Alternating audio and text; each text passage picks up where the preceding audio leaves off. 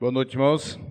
Que a graça e a paz do nosso Senhor Jesus possa assim estar reinando nos nossos corações, na nossa mente neste momento. Amém, irmãos? 1 Tessalonicenses 3, vamos estar hoje meditando nesta noite dos versículos de 11 a 13. Assim diz a palavra do Senhor.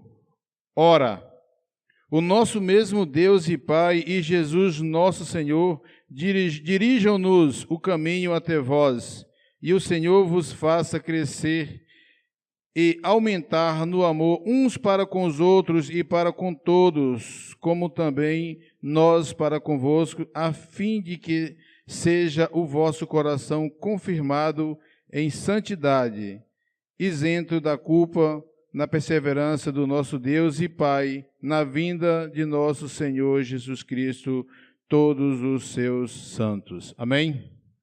Irmãos, hoje, apesar de lermos aqui nessa versão, mas nós vamos meditar com base na versão da NVI, que, a meu ver, ela nos dá uma possibilidade de uma melhor compreensão, né, do texto, né? Irmãos, o apóstolo Paulo, se observarmos no capítulo 3, ele demonstra a sua preocupação com aquela comunidade recém-convertida de Tessalônica.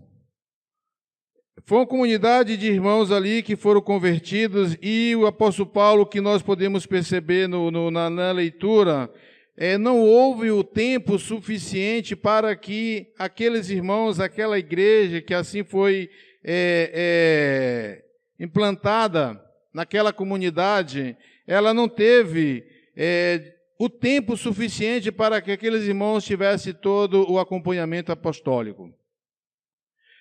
Eu acredito que os irmãos, nas leituras que foram feitas, pôde perceber o quanto o apóstolo Paulo estava preocupado com a firmeza na fé daqueles irmãos, tendo em vista, não porque o apóstolo Paulo tenha deixado de fazer aquilo que deveria ter feito, não que ele tenha falhado na pregação, mas pelo fato daquela comunidade estar inserida em um ambiente totalmente perverso, recheado de crenças mundanas, de falsos ensinamentos. E o texto que nós lemos, então, assegura e deixa claro uma grande preocupação do apóstolo Paulo. E ele teve que ir, mas, ao mesmo tempo, ele ficou com aquela grande ansiedade de voltar novamente para com os irmãos, para que ele possa, assim, então, fazer, ou seja, trabalhar de forma mais próxima o apostolado com aqueles irmãos, o discipulado com aquela igreja. Mas o texto que o apóstolo Paulo diz na sua carta, de que ele foi impedido de voltar para aqueles irmãos, porque Satanás, assim, os colocou em empecilho. E aí, no lugar de Paulo veio Timóteo. Irmãos, percebemos que o coração de Paulo sempre estava angustiado, aguardando resposta. O texto diz, o próprio apóstolo Paulo, ele diz que estava preocupado no sentido de que o seu trabalho fosse em vão. Porque o apóstolo Paulo, ele sabia perfeitamente o quanto estava aquela comunidade inserida em meio a pessoas ou a doutrinas totalmente que desvirtuasse aqueles irmãos recém-convertidos da sã doutrina. Irmãos, e o apóstolo Paulo, ele é um dos maiores testemunhos bíblicos, né, dos benefícios da oração. O apóstolo Paulo, então, ele ora quando ele retira daquela comunidade, ele continua orando ao designar Timóteo para voltar para aquela comunidade, e ele continua orando, agradecendo a Deus depois que Timóteo traz as boas novas. Irmãos, imagina que de Atenas até Tessalônica, com certeza deveria ser uma jornada bem longa. Agora imagina o coração de Paulo durante esse período de algumas semanas em que Timóteo estava a caminho para trazer essa notícia, que naquela época não tinha o WhatsApp, né? O apóstolo Paulo aguardava ansioso a resposta, ou seja, o que o Timóteo tinha para trazer para ele. E Timóteo, então, assim, traz boas novas. Timóteo, então, traz boas notícias de que aqueles irmãos, eles estavam prosseguindo na sua fé, que eles estavam resistindo às tentações, que eles estavam vivendo conforme a vontade de Deus, que eles estavam, então, vivendo conforme os ensinamentos dos apóstolos. Irmãos, o apóstolo Paulo, então, ele continua orando a Deus em gratidão pelo tão grande feito que o Espírito Santo tinha feito na vida daqueles irmãos. E o texto que nós vamos analisar hoje, irmãos, também continua falando de oração. Sabemos que nesse mês nós estamos falando sobre a oração do apóstolo Paulo. E hoje nós vamos falar de oração. Hoje nós vamos falar de 3 benefícios a partir do texto que nós lemos da oração. Irmãos, e o primeiro benefício que o texto nos apresenta é que a oração, o primeiro benefício que nós vimos que o texto apresenta da oração é o reconhecimento das providências divinas. Irmãos, veja no versículo 11 o que diz, que o próprio Deus, nosso Pai e nosso Senhor Jesus, preparem o nosso caminho até vocês. Apesar do apóstolo de Timóteo trazer as boas novas daquela comunidade que os irmãos estavam prevalecendo na sã doutrina, o apóstolo Paulo, ele queria, era um anseio, era uma vontade pessoal dele retornar novamente àquela comunidade para assim fazer algumas correções ou algum trabalho missionário que talvez estivesse faltando. Irmão, mas veja só que se os irmãos verem o versículo 10, anteriormente a esse texto, nós vamos ver que o apóstolo Paulo comunica, ele rogava a Deus que os irmãos continuassem na expectativa de vê-los novamente. O apóstolo Paulo tem a ansiedade de voltar novamente a essa comunidade dos Tessalonicenses. E apesar da sua grande vontade pessoal de voltar novamente àquela comunidade, a sua oração, ele reconhece a providência divina. O apóstolo Paulo reconhece que não é só apenas a sua vontade, mas que o que prevalece é a providência de Deus. E que o próprio Deus, nosso Pai e nosso Senhor Jesus Cristo preparem o nosso caminho até vocês. Irmãos, o apóstolo Paulo, por mais que ele fosse uma vontade pessoal dele voltar novamente aos irmãos, aos Tessalonicenses, ele então ele entregou nas mãos do Senhor para que o Senhor preparasse o caminho para que eles novamente voltassem.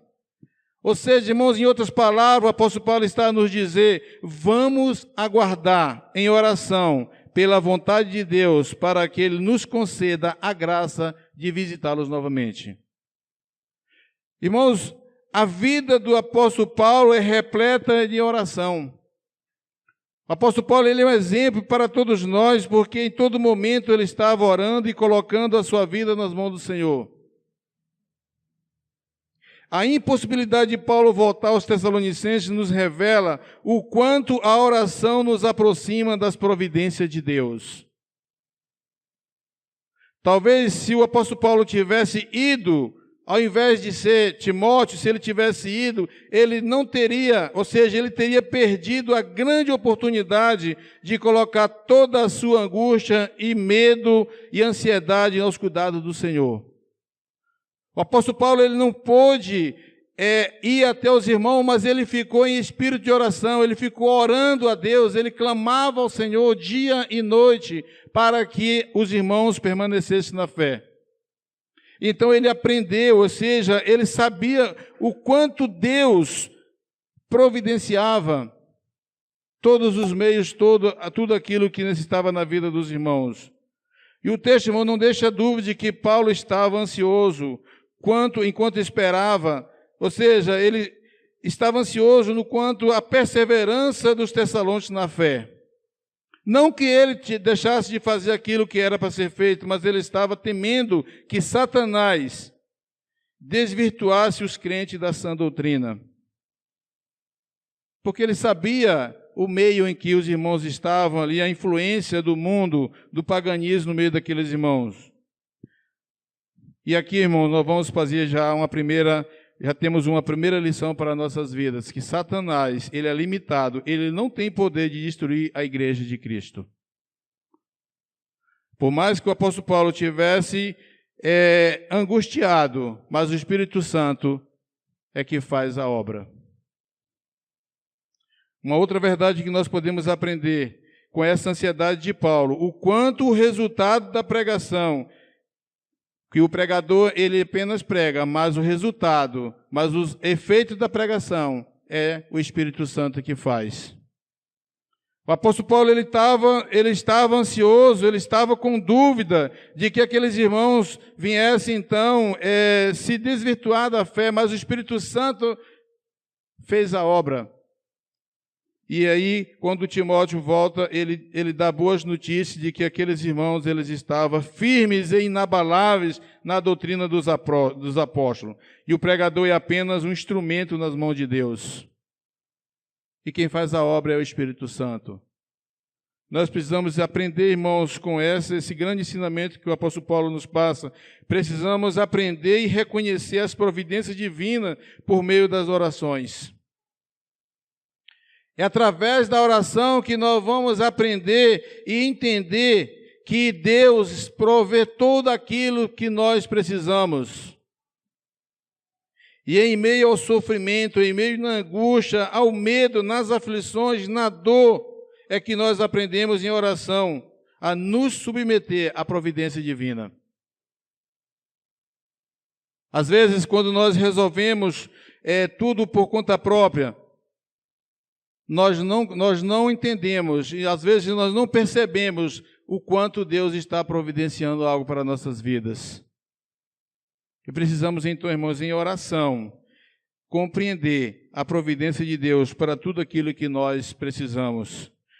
O rei Davi, enquanto ele tinha recursos humanos, enquanto ele tinha tudo aquilo, toda a sua força humana para salvar o seu filho, ele usou. Mas no momento em que a sua força desfaleceu, no momento em que ele estava totalmente desenganado, quando ele estava totalmente sem nenhuma força, então ele clama, ele ora, entrega o teu caminho ao Senhor, confia nele, o mais ele fará. Irmão, nós só vamos compreender a providência de Deus para nossas vidas quando nós não temos força para mover nada. Nós não temos força nenhuma para mover aquilo que nós desejamos. Irmãos, quantas vezes nós, ao invés de colocar a nossa vida diante de Deus e clamar que o Senhor providencie aquilo que nós necessitamos, em primeira mão nós recorremos a nossos próprios esforços humanos. E quando nós não conseguimos mais, quando nós perdemos a esperança da nossa própria capacidade, aí é que nós às vezes vamos recorrer a Deus. Precisamos entender que Deus providencia tudo e que as nossas orações, ela é um instrumento para a gente reconhecer a providência de Deus para as nossas vidas. E o apóstolo Paulo, nesse texto, ele nos mostra que a oração, ele é um instrumento para que nós venhamos colocar a nossa total dependência nas mãos de Deus. O quanto nós não aprendemos a nos colocar diante de Deus e esperar que Deus responda, esperar que Deus haja ao seu tempo. Irmão, nós temos que entender que a oração, ela é a demonstração da total e absoluta dependência da nossa vida diante de Deus. E o apóstolo Paulo, então, ele colocava em oração a sua vida diante do Senhor e ele esperava que o Senhor assim o providenciasse os meios, os quais ele assim utilizava após o Senhor assim o providenciar. E o segundo benefício, irmão, da oração que o texto nos apresenta é o crescimento da comunhão entre os santos. Quando nós temos uma vida eficaz de oração, é inevitavelmente que a igreja ela cresça em comunhão. Veja o que acontecia com esses irmãos aí. E o apóstolo Paulo, na sua oração, ele clama ao Senhor, verso 12, ele diz, que o Senhor faça crescer e transbordar o amor que vocês têm uns para com os outros e para com todos, a exemplo do nosso amor por vocês. Irmãos, o apóstolo Paulo, então, ele continua agora, vemos que antes ele estava orando ao Senhor, agradecendo, ou seja, ele estava como se estivesse rendendo culto de adoração e gratidão a Deus pela vida dos irmãos, pela vida dos tessalonicenses que estavam progredindo bem na fé. De que o Espírito Santo estava, então, agindo e fortalecendo os irmãos na fé. Mas agora o apóstolo Paulo, ele continua orando, mas é uma oração de súplica, é uma oração de intercessão, para que o Senhor possa assim crescer aqueles irmãos na fé, para que aqueles irmãos possam não só crescer na fé, mas transbordando o amor um para com os outros. Irmãos, quando nós temos uma vida de oração, nós não tem como não crescer na comunhão entre os irmãos, entre a igreja, entre os fiéis. A oração é esse instrumento que nos faz aproximar da igreja, que nos faz aproximar um do próximo. Irmãos, e se a oração nos leva ao crescimento da comunhão entre nós, imagina agora a vida das pessoas que não oram. Eu não sei como está a sua vida de oração. Eu sei como está a minha vida de oração, que não é boa. Eu reconheço o quanto eu preciso orar, o quanto eu preciso colocar minha vida diante de Deus. Mas quando nós temos uma vida de oração, inevitavelmente nós crescemos na comunhão entre os irmãos. E é isso que o texto então aqui apresenta. E o apóstolo Paulo então, ele continua em súplica, ele continua intercedendo ao Senhor pelo crescimento da fé dos tessalonicenses. Ele começa então agora, na segunda carta, ele inicia já agradecendo a Deus pela maioria ou seja, pelo crescimento que os irmãos de Tessalonicenses estava acontecendo entre eles. O apóstolo Paulo então, ele consegue já visualizar o crescimento, a comunhão daqueles irmãos, o amor entre aqueles irmãos, a fraternidade entre os irmãos. E ele continua em oração, intercedendo para que os irmãos pudessem crescer cada dia mais em comunhão com os outros. E se nós lemos 2 Tessalonicenses 1, versículo 3, ele diz, irmãos, devemos sempre dar graças a Deus por vocês. E isso é apropriado porque a fé que vocês têm cresce cada dia mais. O apóstolo Paulo, então, aqui reconhece que a fé dos irmãos a cada dia vem crescendo mais e aumenta o amor que todos vocês têm um pelos outros. Irmãos, o apóstolo Paulo, então, aqui ele testifica de que a comunhão dos irmãos, a comunhão dos tessalonicenses aumentava cada dia mais. E isso graças à oração. Irmãos, uma igreja que ora, ela cresce. Uma igreja que ora, ela tem comunhão. Uma igreja que ora, ela chora pelo próximo. Ela chora pelo seu irmão. E mesmo em meio a muitas perseguições que nós vimos o texto apresentando anteriormente, quantas tribulações, a fé e o amor continuavam crescendo, de tal forma que Paulo podia usar esses próprios irmãos. O apóstolo Paulo, então, ele usava esse exemplo o testemunho desses irmãos dos Tessalonicenses para outras igrejas. Ele usava o exemplo de crescimento, de fé e amor e compaixão dos irmãos, um para com os outros, para servir de exemplo para outras igrejas. Irmãos, só através de uma vida de oração é que nós vamos viver assim uma comunhão tão perfeita como esses irmãos tessalonicenses viviam. Veja que o apóstolo Paulo diz: por esta causa nos gloriamos em vocês entre as igrejas de Deus, pela perseverança e fé que mostra diante de todas as perseguições e tribulações que vocês estão suportando.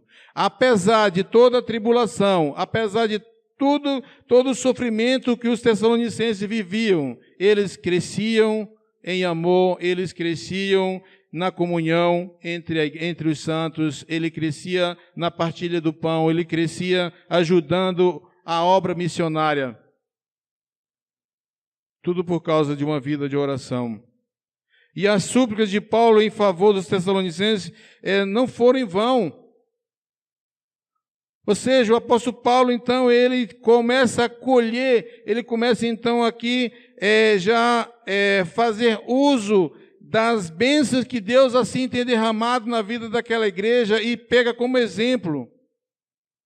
E aquilo que Paulo suplicava a Deus, que houvesse um crescimento transbordante de amor, um para com os outros, assim se fazia cada dia entre os tessalonicenses. E a cada dia essa igreja crescia, os tessalonicenses mostravam grande fé e perseverança. Veja, irmãos, o quanto Deus tem atentado e ouvido as orações e o clamor de Paulo, e o clamor e a oração daqueles irmãos. E ele passa assim, aquela igreja passa assim, aquelas igrejas passa a ser exemplo para todos os crentes da Macedônia e Acaia. Ou seja, o apóstolo Paulo, então, pegava como exemplo de fé e de amor o testemunho daqueles irmãos e trabalhava em outras igrejas. Irmãos, quando é que nós podemos, assim, a nossa vida, o nosso testemunho como crente, poderá ser exemplo para outras igrejas? Quem dera, irmãos, que outros irmãos ou de outras igrejas possa assim dizer a comunhão, a vida de comunhão com aqueles irmãos, a fraternidade daquela igreja, daqueles santos, da Igreja Batista na Brasília, é tão exemplar que é digna de ser modelada. É isso que o apóstolo Paulo, em outras palavras, está dizendo, que a outras igrejas teriam que copiar o exemplo de fé e de crescimento e amadurecimento cristão daquelas igrejas e a igreja de Tessalonicense. Irmãos, o apóstolo Paulo, ele não cansava de usar os exemplos dos Tessalonicenses por onde ele andava. Aonde ele passava, ele levava o exemplo. Segundo os Coríntios, que nós vimos, segundo os Coríntios 8, de 1 a 5, ele também dá o exemplo. Paulo diz que tanto as provações quanto a confiança desses irmãos eram provas de que Deus é justo e que de Deus, então, atendia às suas orações. Irmãos, que tipo de igreja nós somos? Será que a nossa igreja seria aprovada pelo apóstolo Paulo? Será que a nossa igreja seria exemplo para que o apóstolo Paulo assim pudesse citar em outras congregações, em outros meios? Irmãos, mas o crescimento da comunhão registrada por Paulo entre esses santos de Deus se dava em meio às tribulações e à escassez. O apóstolo Paulo, então, disse que não era uma vida de bonança que esses irmãos, então, se manifestavam tão unidos na fé. Era no momento de escassez. Era uma comunidade pobre, mas eles eram tão unidos, havia uma comunhão tão grande entre eles que eles repartiam os seus bens, ou seja, ele ajudava, inclusive, com muita prioridade, a obra missionária. Irmãos, embora a comunidade cristã macedônia fosse pobre, era muito esforçada, destacava no apoio ao apóstolo Paulo. O apóstolo Paulo, então, fazia questão de anunciar o quanto o coração desses irmãos era bondoso para, assim, ajudar na obra missionária. E aí, irmãos, diante disso, não tenhamos dúvida de que, por meio da oração, nós estreitamos a nossa comunhão com Deus. É só através da oração que nós vamos estreitar a nossa comunhão com Deus. Não há outro meio. Não há outro meio que nós possamos, então, nos aproximar de Deus se não for através da oração. E também nós precisamos perceber que o estreitamento com Deus nem sempre ocorre nos momentos de bonança. Nós vemos aqui que esses irmãos tinham uma comunhão ligadamente com Deus no momento de escassez. E de fato, irmão, enquanto muitos evitam a qualquer custo as tribulações, precisamos então olhar com bons olhos a necessidade das tribulações na vida do crente.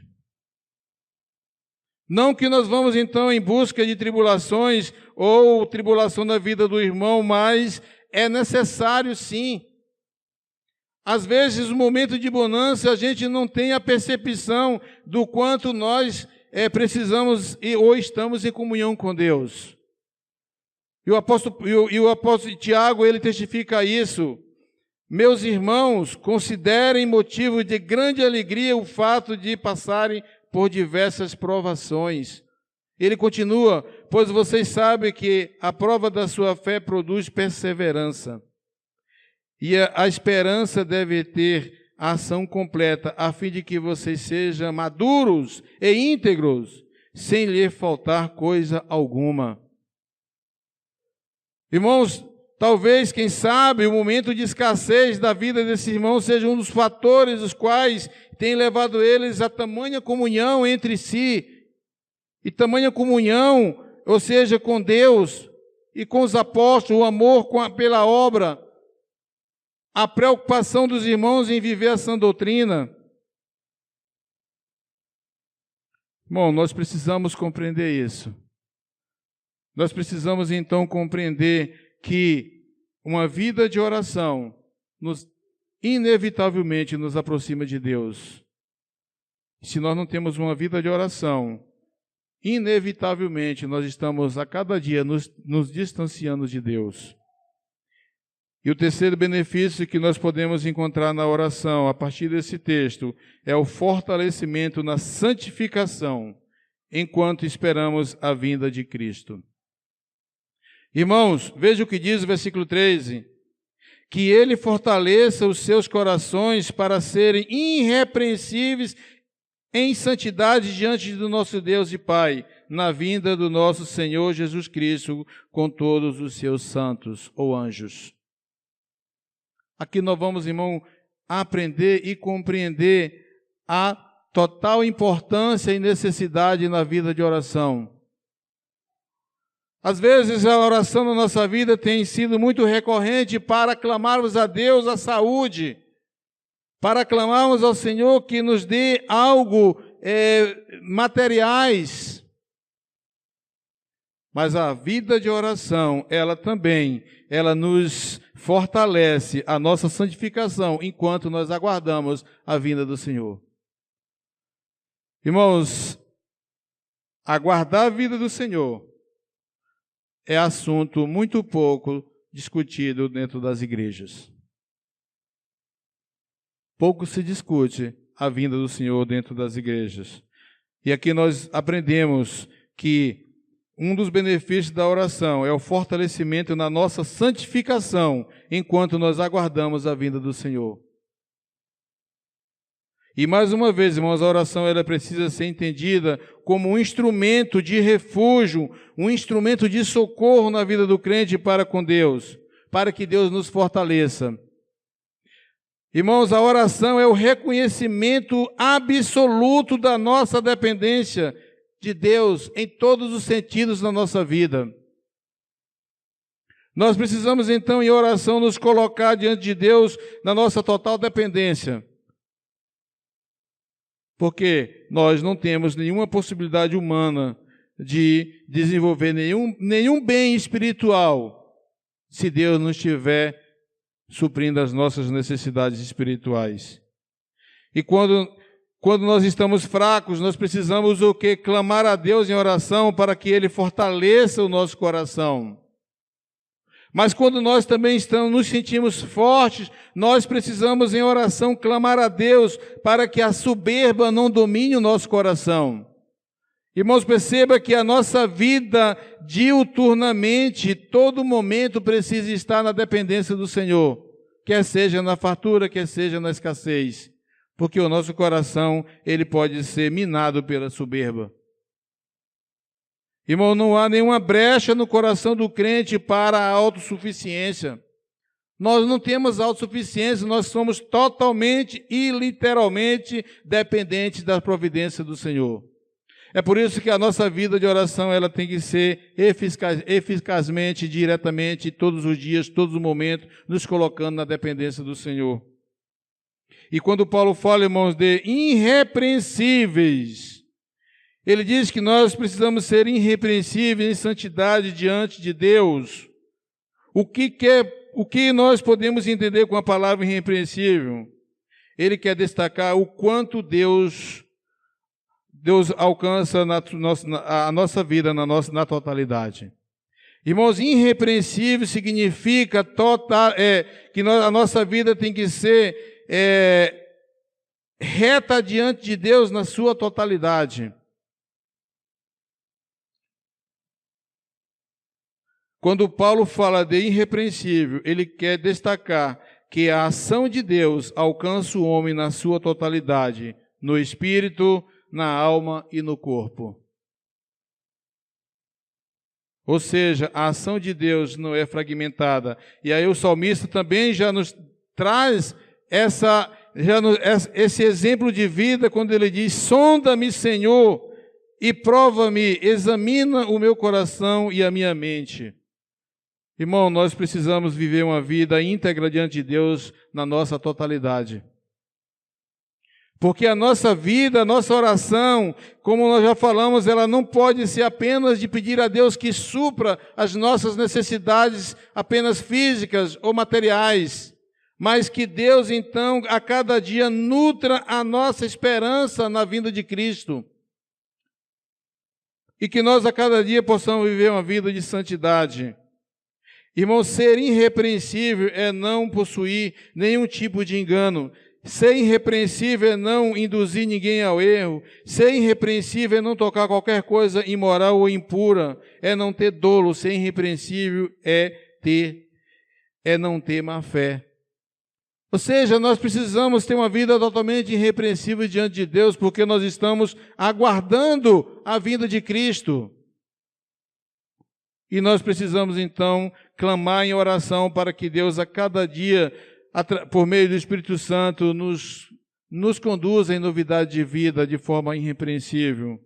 E diante disso, irmão, não dá para falar de santidade diante de Deus fora da totalidade. Não dá para falar de santidade diante de Deus se a minha vida não estiver voltada na sua totalidade para a santidade. Tudo que há na minha vida, tudo que há na sua vida precisa ser colocado diante de Deus para que Ele nos conduza a uma vida irrepreensível em santidade. Precisamos, em oração, colocar todo momento a nossa vida diante de Deus. Quantas vezes você tem se apropriado da oração para clamar em lágrimas o socorro de Deus para a sua vida?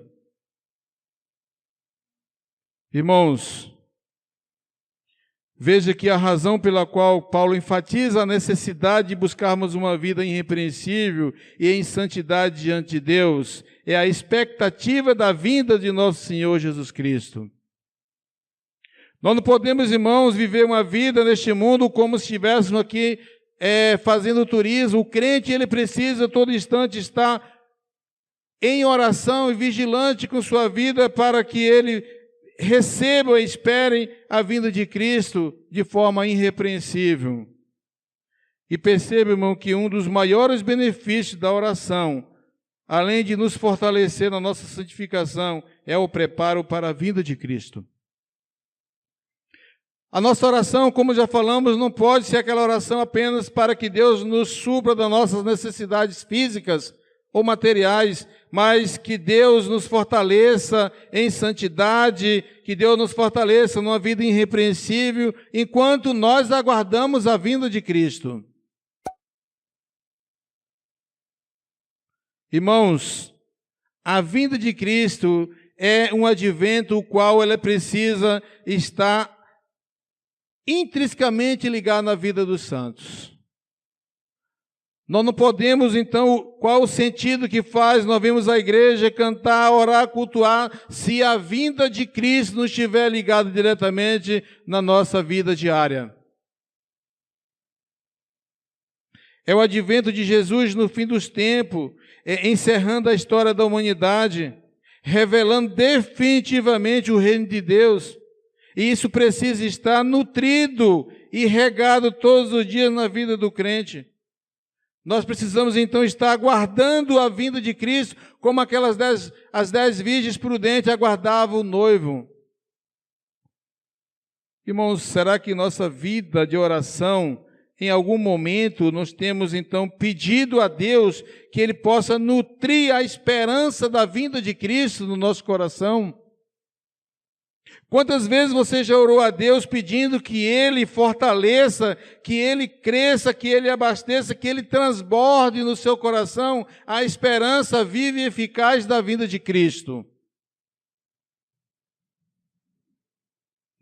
Irmão, se esse advento escatológico, que é a vinda de Cristo, não estiver sendo alimentada em nossos corações, não faz o menor sentido a vida cristã.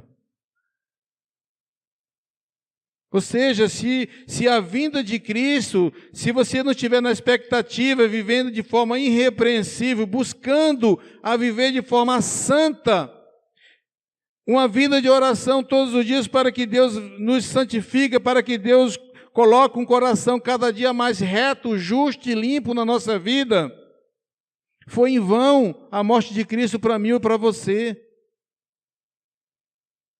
Nós precisamos entender isso, irmão. Todas as exortações de Paulo neste capítulo é preparando os Tessalonicenses para que o nome de Cristo seja cada dia glorificado na vida da igreja. Leia novamente, depois em casa você vai perceber que o apóstolo Paulo ele vai conduzindo a igreja, os Tessalonicenses, para a esperança viva e eficaz da volta de Cristo. Então, tudo que nós façamos, tudo que nós, quer comais, quer bebais, tudo que nós façamos na nossa vida tem que estar, na nossa oração, o nosso coração tem que estar sempre atento para a volta de Cristo. E nós precisamos então a nossa vida em oração para que Deus venha a cada dia dando a alegria da sua salvação no nosso coração, avivando cada vez mais a esperança de Cristo, o retorno de Cristo. E veja, irmãos, que isso é pouco comentado, é pouco falado nos púlpitos da igreja, que a nossa vida de oração precisa também estar voltada para a vinda de Cristo. Então o apóstolo Paulo ele conduz toda a sua carta aos Tessalonicenses preparando assim para a vinda de Cristo, na expectativa da vinda de nosso Senhor Jesus Cristo com todos os anjos. Essa é a nossa expectativa, irmãos. Esse é o maior sentido da vida do crente. Essa é a razão pelas quais nós louvamos ao Senhor, nós oramos, nós engrandecemos do Senhor pela salvação e pela grande esperança de um dia nós deixarmos esse mundo e morarmos eternamente com Cristo. Irmãos, vimos nessa noite, a nível de conclusão, que nós estudamos nesta noite, à luz da palavra de Deus, 3 benefícios da oração. O primeiro benefício é o reconhecimento da providência divina. Quando nós oramos, nós temos a oportunidade de reconhecer que tudo Deus providencia conforme as nossas necessidades. Nós entregamos as nossas vidas ao Senhor porque nós entendemos que a providência vem de Deus e não do homem.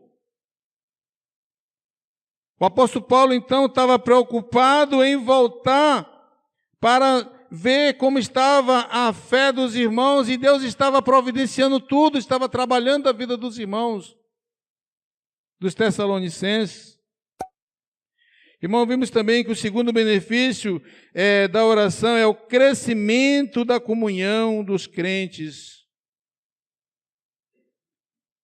Quando nós vivemos uma vida de oração, quando a igreja vive uma vida eficaz de oração, a comunhão, o amor entre os santos aumenta cada dia mais, assim como aumentava de forma transbordante na vida dos Tessalonicenses. E por último, nós vimos também que o terceiro benefício da oração é o fortalecimento na santificação, enquanto nós aguardamos a vinda de Cristo. Todos os dias precisamos colocar a nossa vida diante do Senhor em oração, para que Deus possa, assim, estar nos fortalecendo na esperança da vinda de Cristo. E a nível de aplicação, irmãos, eu gostaria de finalizar esse estudo com 3 aplicações para nossas vidas. A primeira aplicação é que, sendo a oração um instrumento que nos leva a perceber e a compreender a providência de Deus ao nosso favor, como é que está a sua vida de oração? Se a sua saúde física e espiritual dependesse unicamente da sua vida de oração, será que você estaria vivo ainda? Se a sua vida, se a sua saúde física e espiritual dependesse unicamente da sua vida de oração, será que você ainda estaria vivo? A segunda aplicação, irmãos, é que nós vimos que uma vida de oração nos leva ao crescimento e ao fortalecimento da igreja, a ponto da conduta cristã servir de exemplo e modelo para outras igrejas, como acontecia com os irmãos de Tessalonicenses. A pergunta é a seguinte: a sua conduta cristã tem sido motivo para o crescimento e fortalecimento da igreja? A sua vida cristã, ela tem sido modelo, ela pode ser copiada, como o apóstolo Paulo fazia com esses irmãos, para que sirva de exemplo e crescimento na vida espiritual de outros irmãos. Precisamos meditar sobre isso. E por último, a última aplicação, nós vimos que a oração ela fortalece a nossa santificação, enquanto nós aguardamos esperançosos a vinda de Cristo.